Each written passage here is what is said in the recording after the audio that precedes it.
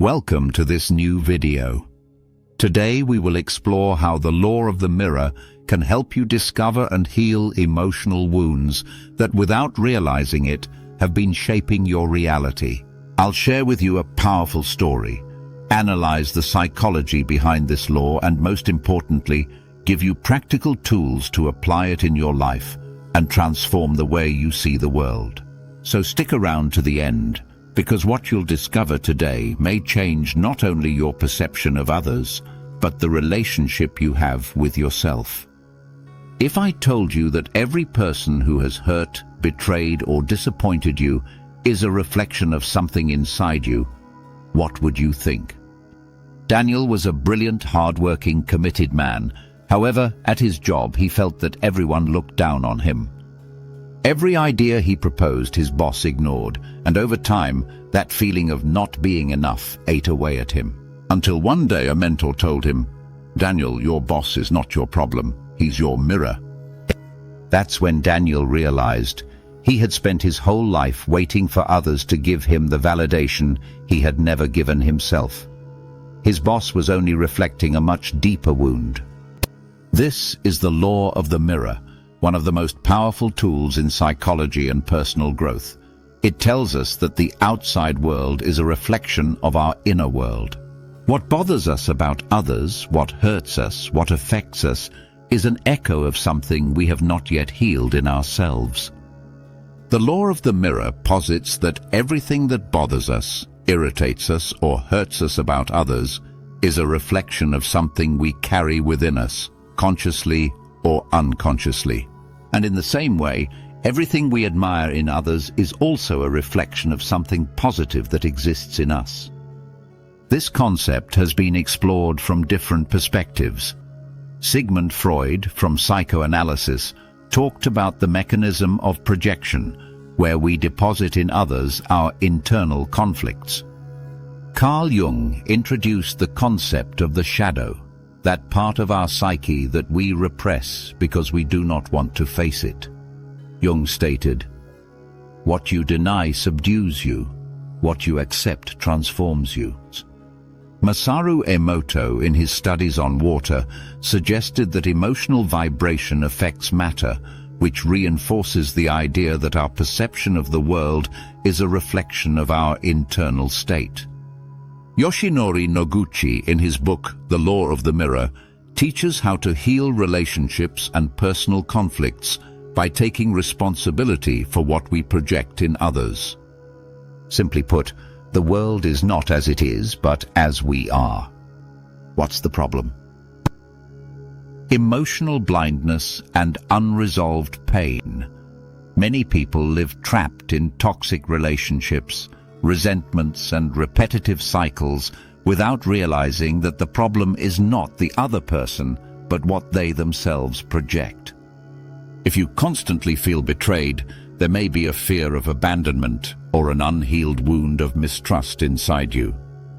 If you are irritated by the arrogance of others, it may be that deep down you are afraid of being seen as insufficient, or that you yourself wish to express yourself more confidently. If you envy the success of another, perhaps there is a part of you that feels inadequate or not allowing yourself to shine.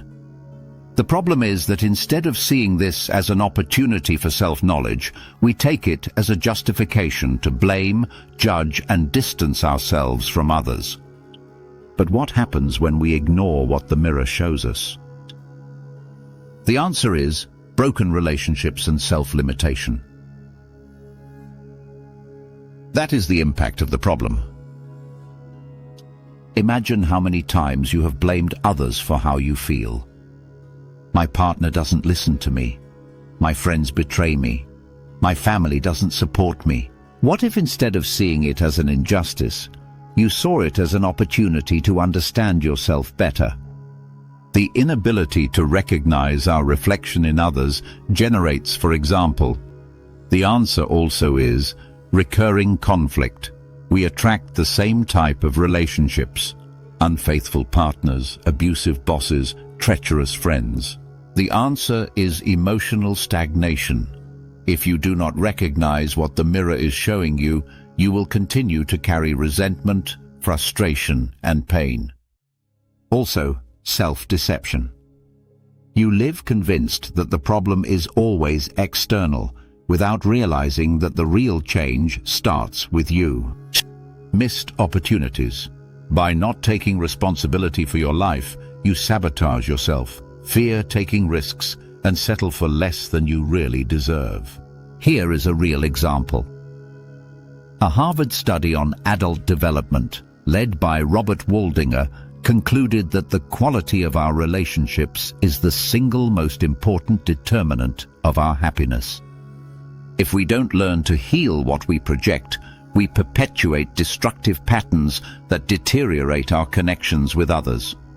So the big question is, how do we use the law of the mirror to our advantage?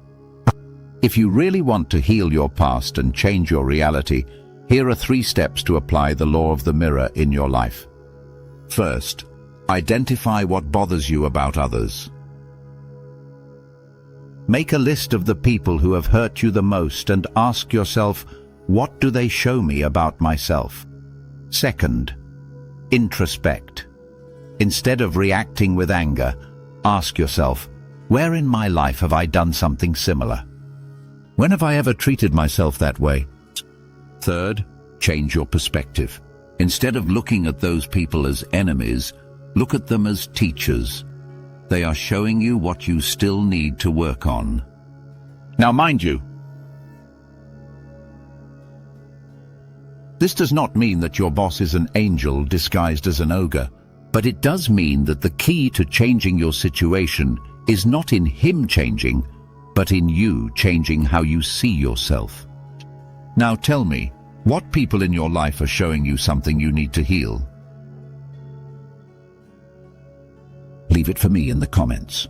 And if this idea made you think, share it with someone who needs to see it, because in the end, changing your reality starts with changing your reflection. The world is your mirror. What are you seeing in it?